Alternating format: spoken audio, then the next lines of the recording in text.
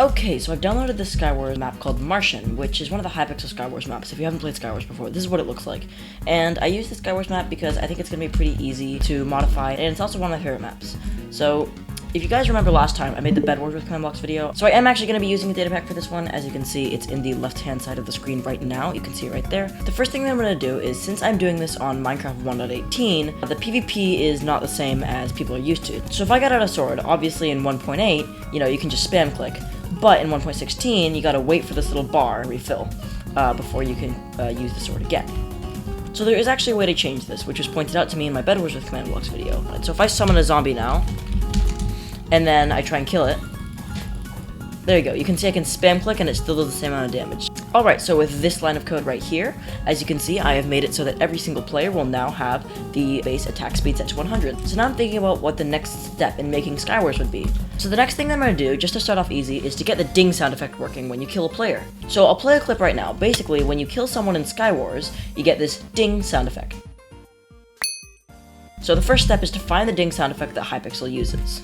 Alright, so I found the correct sound, which is basically the sound that it plays when you pick up an experience orb. So we are going to use this sound right now, and let's make it so that whenever you kill a player, it plays the sound. Alright, so with this piece of code, it should play a ding sound whenever we kill a zombie. And obviously we're going to change this to a player later, but I have no friends right now, so it's fine. We're just going to use a zombie for now. So let's see. When I kill a zombie, it should play a ding sound. Let's see if this works. And there we go. We got a little ding. Let's also make a kill count scoreboard just so that we know when someone gets a kill. Oh, and I know the sidebar looks pretty bad right now, but don't worry, we'll make it look all fancy like the Hypixel one later, once we've got all the variables and everything like that in place. Now that I'd gotten the killing system in place, I wanted to add in the death mechanism. So for this to work, we need to add a new scoreboard that's basically going to tell the game when anyone dies. And then when that scoreboard goes up, we just have to set their game mode to spectator and clear their inventory and whatnot. Alright, so with these 4 lines of code right here, whenever I die, I should be teleported up to the top of there, put into game mode spectator, and a wolf cry death sound should play. So let's try it. Perfect. So now whenever the player dies, the proper death sound will play. The next thing I want to work on is the void death mechanism.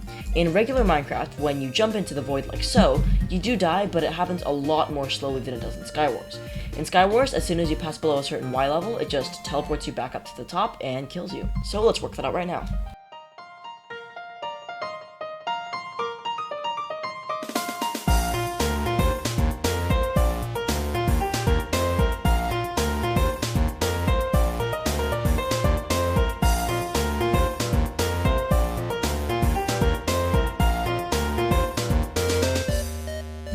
Okay, this should now be working, so let's give it a test. And there we go. As soon as we reach Y-70, we die and are teleported back up to the top. Okay, so I got my good friend Dream here. You know, him and I, we go way back. We're like the best of friends. Anyways, he's gonna help me playtest this. So, he doesn't like dying, so as soon as he senses that he's about to die, he's actually just gonna log out. So we're gonna test this. If we knock him off, let's see, he should log out when his score is at -70. Bye, Dream. And perfect. At -70, he used his Dream detection skills to detect that he was about to die, and he logged himself out. Okay, so I told Dream to join back in, and let's just reload the data pack really quick, and let's see if I kill him here. What should happen is I should be able to get a ding, so let's just test it. There we go, we got a little ding. Okay, he joined back, and let's see if we also get the ding in the void. I'm curious to see if this will work.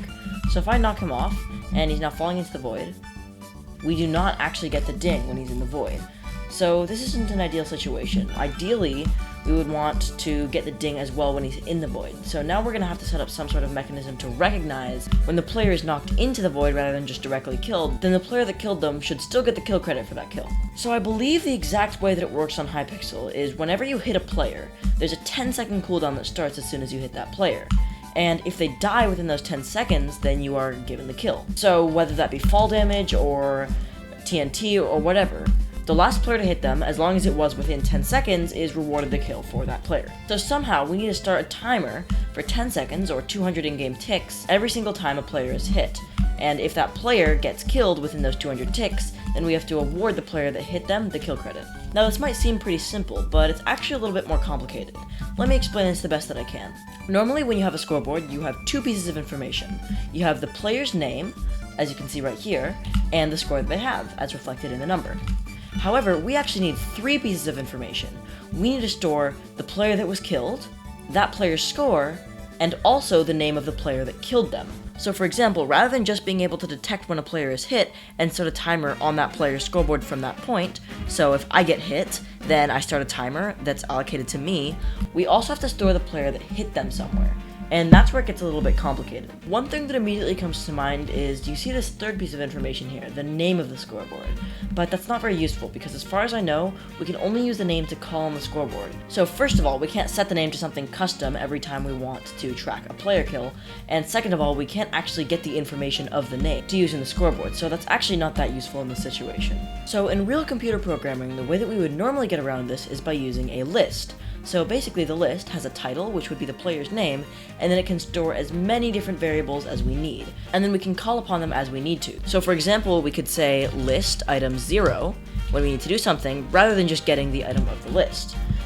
But unfortunately, Minecraft has nothing like that, so I'll have to think of a workaround. My guess is that I'll end up using 2 scoreboards, but I'll let you know when I figure something out.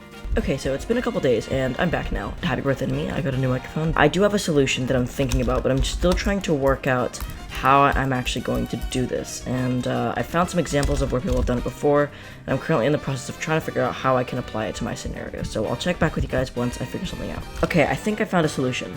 Basically, I have a way to detect when a player hits another player. Then I also have a way to detect when another player is hit, but we don't know who they hit. So basically, we can just look at those 2 players and find the closest player that also has just hit someone, and then those 2 are probably linked, if that makes any sense.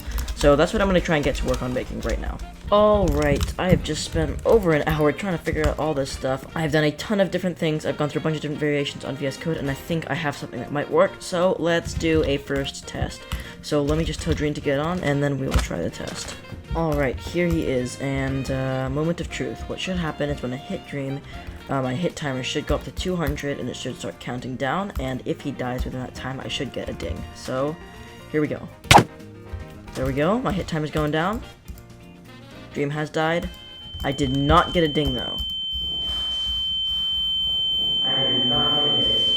So, time to do some troubleshooting. Okay, so I think I might have this working finally after, like, hours and hours of troubleshooting. Please work, please work. Just let him fall into the void and get killed, please. Please. Return something in chat.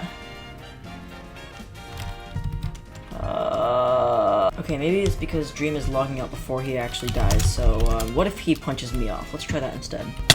Alright, here we go.